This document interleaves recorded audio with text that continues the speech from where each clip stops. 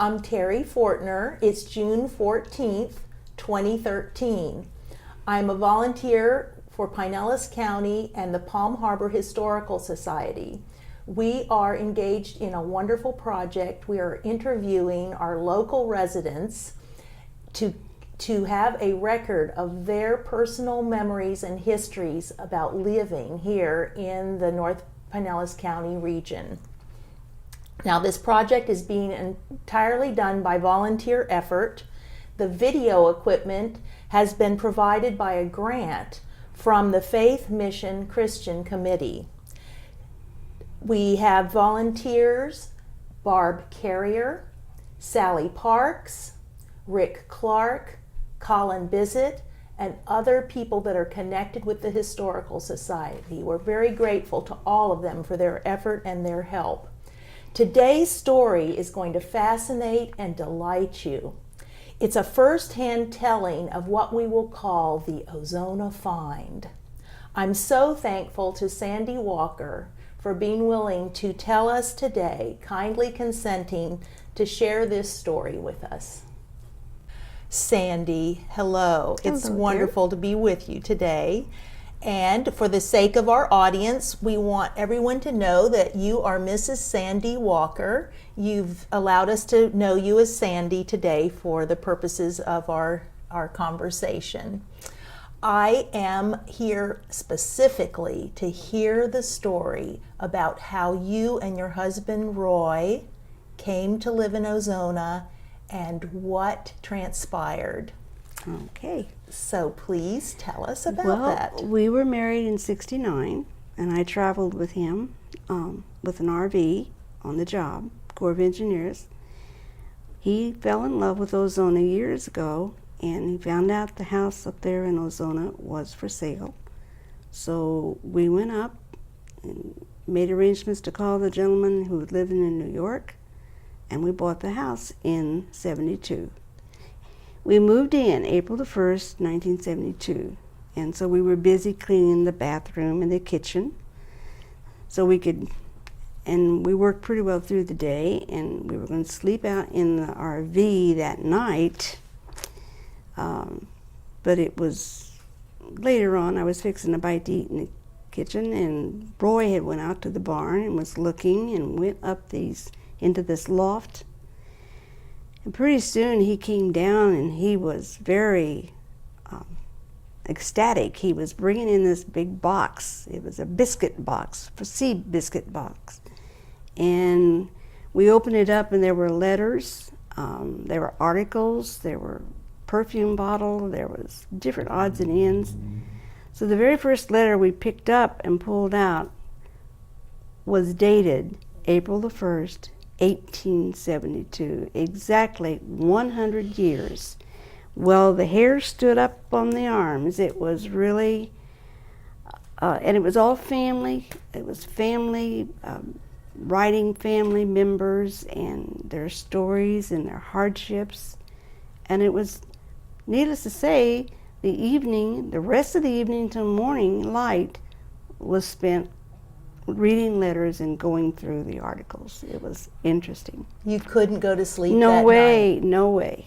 We did not. Oh my goodness. It was better than a story It was. You could have read to have. So let's get clear. You and Roy had been living all over the country, traveling in the state of Florida. Within the state of Florida, and he was working for the Corps of Engineers. And we had rented down on Clearwater Beach when we first got married, had a lovely home down there, and then we did live in Dunedin for a very short time. And then he bought the travel trailer because he wanted me with him on the job. Mm-hmm. And I loved it. I got to see a lot of Florida that people that have lived here all their life never saw. So that was interesting to me because we lived right on the job.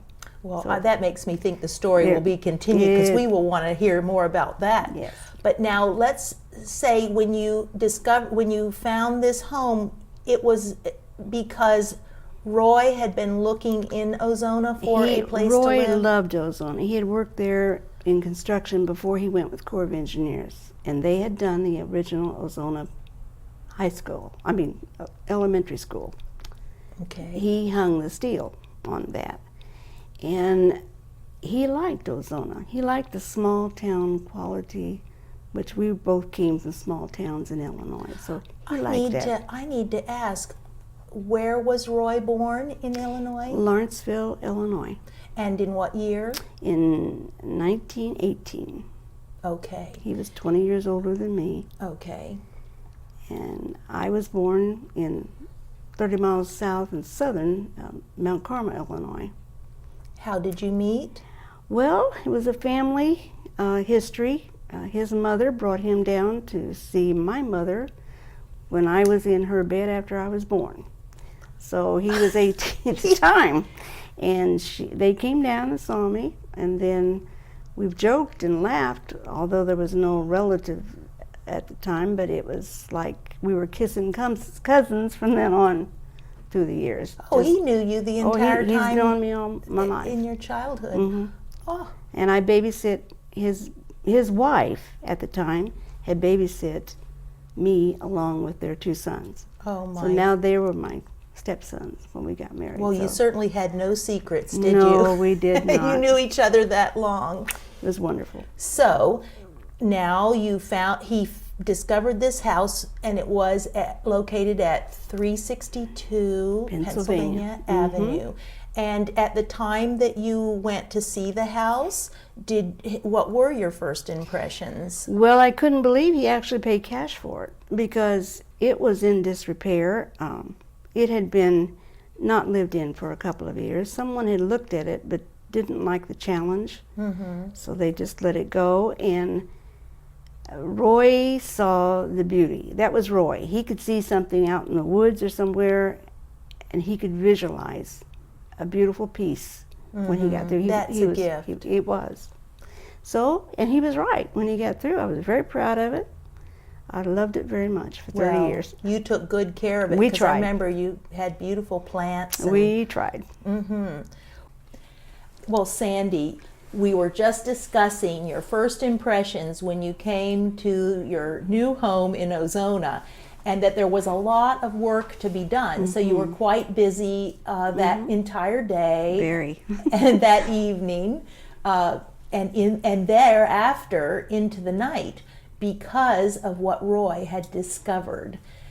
You described that a box was found stuck under the eaves. Now tell us, there's two structures on that piece of property. This is out behind, off of the back porch. We called it the barn. It's a huge. It was the original homestead. They cooked their food out there. There's a well out there, which we continued using, the best water in town. Everybody liked it, even the later people that moved in after we left. They loved it too, the Mullins. So nobody changed to the city water there. They could have. It was set up out in front. But Roy went out there to the barn, and then there was a little sleeping area attached to it, which the man we bought the place from, he remembers sleeping out there with his two brothers. He said it was the coldest spot in the wintertime and the hottest spot in the summertime because it was just a one-room. Didn't have a lot of insulation. No, and we made it an adorable apartment. It was cute for company. It really worked out well. Anyhow, there was a structure inside the barn, and there was these just slats put in going up the wall, and then there was this open spot. So Roy investigated, got up there. Oh, he very. He got up there and he found a lot of articles, but the box took his eye because he was a sea captain too. He had worked on a lot of ships, so he saw the sea biscuit box, and that interested him, and he brought it down. When he saw what was in it, that's when he brought it down. He was just ecstatic. He was. Well, now maybe some of people who might be listening to this will wonder what a sea biscuit is, and so will you tell us? Well, it was kept the food dry when the men were out in the sea, kept the staples, crackers, and things like that kept them dry. So it was a storage box that Yes, was it was especially wooden. designed. I do have a picture left of it. It started disintegrating, and finally, through the years, it finally just. So that's when I put everything in a big plastic tub. I see. It started. The box itself is gone now. But I did keep a picture of it. We took Oh, my. several. So it was interesting, and everybody that came to the house, that was the fire in the fireplace on a cold winter's day, and then sitting around the big table and looking at all these letters and pictures, and it was interesting, really interesting. Well, now, this was in 1972, April 1st, that you discovered this cache Yes. of documents. Yes. What were you've mentioned it had a multitude of items, but tell us, maybe, can you think back as to the first things that caught your attention that night as you stayed up until the dawn investigating? Well, the very first thing was the letters that were in there. They were wrapped in tobacco leaves, and that was to preserve them. And the very first letter that I retrieved from the box was dated April the 1st, 1872, exactly 100 years to the day. And it was just, it was a really strong feeling of exhilaration. You could not believe something had been preserved for 100 years, and you were honored to be reading it. That's the way to... It really just, it was, we thought that we were very, very blessed to be able to run into this. Well, we feel blessed that you were the ones to run into it, because I do, since the time that I've learned about it, I've oftentimes been very grateful to you personally, Sandy, and to Roy, because for 30 years you guarded these documents. Well, I used to be open with it and we'd have people up on Saturdays and Sundays coming on the front porch, and the weather was decent. And of course, Roy made the best key lime pies you ever ate, and we had a key lime tree out in the yard. And so he loved sassafras tea. So we had a lot of company sit on our front porch, and we read the letters, they read the letters, but I began to notice one or two of the letters was disappearing, and then people were, and the oils from their hands, so I took them and went and photographed all of them. Then we let people read the photographs. Oh, that was a good idea. But I put the original letter then in plastic folders. Okay. So that they wouldn't get harmed anymore, because they were getting little bare spots in some places, and we didn't want them to disappear completely. Well, so these were neighbors as well as Friends family members? and friends that we knew. And Roy was a very, he loved company, and he loved people. And so he was proud of this, and he liked to share it. And you didn't have children? No, he had children. Okay. But we didn't together, no. And they came to visit you? Oh, yes. Yeah. You had good time sharing and with grandchildren, them. yes. Okay, so some of the family members who were connected with the family came to the house, and now we should start to reveal who the family was, because they were no relatives, but they were the people who had originally built and lived in the home. Well, we had a lady from Clearwater, and she was a niece, I believe. And I really not got the names down straight, but she informed us of, she had a son, or it was a nephew, that lived up in Jacksonville, and he was a photographer.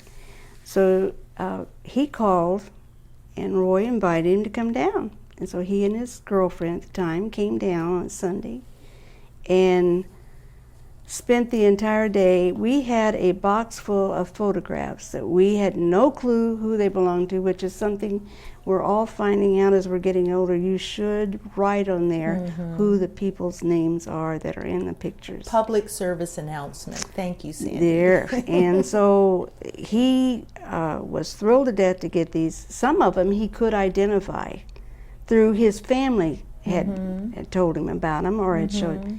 So we gave him this box of pictures, which he was thrilled to have. And he took a lot of, he went back to Jacksonville and contacted us once more before we lost contact. But he was very happy to have been able to come and look them over and enjoy them and take those home with him. Well, that was very generous. Yeah. You felt that in the context They needed to go to they someone. were going to a family member. Well, some of the photographs and letters have been documented now, copies made, scans made, and are in the collection of the Palm Harbor Historical Society, as well as at the Tampa Bay History Center. So we'll get into that in a minute because that's a story in itself. But I want to know if during the time that you and Roy were looking at these pictures, were you able to put together some story that made sense to you as to how these items got to be in a box together in the attic? Well, or under the eaves of the barn? There was some treasury books from the city of Tampa where one of the gentlemen had worked over there, and I guess when he was not working over there anymore, he brought the books that he kept, and they were for a long time. One was a big green ledger book, and there was history of where they paid for their workers out in the fields and stuff. They had orange groves up there where we're at, right where Ozona, where the house was sitting. That was a big orange grove.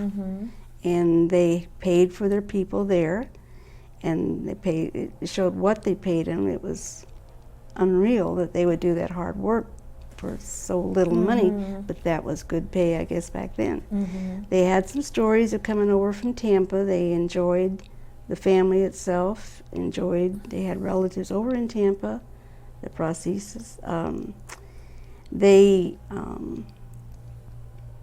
had balls and dances, and the ladies had put the little cards for the dance cards in there too. That was in there. So it was just a family that was very well established, that they still had people from New York that they were very good connected with, businessmen. And it was just a very interesting life. And then there were some pictures of them out in the wildlife. One picture we've got, they had the alligators, and the guys all had their guns. It was just interesting. Well, what was the date of the earliest letter? Oh dear, that was in the 1800s. Some of the family were going for a very bad time. I would say, I couldn't remember, but I would say 1858 was some of them, because we also had some of the stamps on there that were really, they were having a hard time and they needed help. And they would write to their aunties and uncles and ask for some sort of support or help, which the family gave them. And the letters were being written from Florida? They were from Florida and also from up in the southern part of the states, up in Georgia. South Carolina. Yeah, without going back through any records of what I had, these were mostly people that were in the South living. And there were letters that were referencing Civil War. Yes, there was. And there was a soldier's journal. There was. I understand then what was perhaps the oldest, well, that would have been the oldest. What was the letter that seemed to be the last, or the document that seemed to be, because I'm trying to put bookends on the time period. That, without, as I said, without going, Right, you don't have it in front of you I don't now. have it in front of me now, but I do know that in the 30s, they built the house. The old house was the one they originally lived in, and then they built the bungalow in front in the early 1900s. So we assume that they were trying to treasure this and keep it for keepsakes, and they used that for storage space up there. So anything that was before 1920s was. But of course, the information we had about the gentleman, Mr. Tenney, that was very ill. He went out on the boat and never came back. And that Joseph was Sam. okay. That was included in, Yes, it was. in the box. And the sadness the family expressed toward it, how ill he had been. Right. And he left and didn't come back. And it was just heartbreaking. A lot of it was, but it was a whole family. We often thought, a lot of people, when they go into places and they see all this, oh, let's get rid of it, let's throw it away. And we were just glad we didn't. Right.